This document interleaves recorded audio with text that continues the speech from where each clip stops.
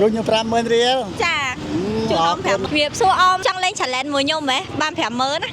គ្រាន់តែអមនិយាយភាសាខ្មែរបាន50000ណាអមចេះខ្មែរអត់ ចេះតែ អូត្រូវហ្មងចឹងតោះ1 2 3និយាយបាន ខ្ញុំរងឯងរំស៊ីមុខរបរលក់ដូងលក់អីហ្នឹងមកតាមខេត្តតាមមកពីខេត្តឆ្ងាយមកខេត្តតាកែវឥឡូវជិតដល់ខេត្តភ្ជុំទៅវិញហើយដល់ប្រហែលថ្ងៃទៅវិញទៅផ្ទះវិញតែថ្ងៃបន្តាពីទៅវិញ លយម៉ែអមមិនបានអមចេះនិយាយខ្មែរចឹង ព្រោះខ្ញុំខ្មែរអត់ចេះហ្មងបើខ្ញុំខ្មែរហើយ អបអរសាទរអមបាន50000រៀល ជួយខ្ញុំ50000រៀល ចា មួយទាំងអស់អរគុណពួកអរគុណវាអារម្មណ៍ថាយើងត្រេកអរតែបាន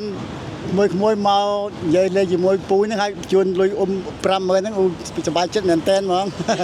អាចដល់ខែបិណ្ឌភ្ជុំទៀត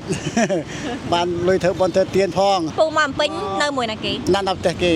មកម្នាក់ឯង ខ្ញុំជូនលុយអមទៅប្រជុំហ្នឹងអមគ្រាន់តែលេង challenge មួយអមលេងហ្នឹងចាអរគុណច្រើនអមជូនពរសុខភាពល្អចាជំរាបលាអម ចែករំលែកទាំងសុខទាំងទុក្ខ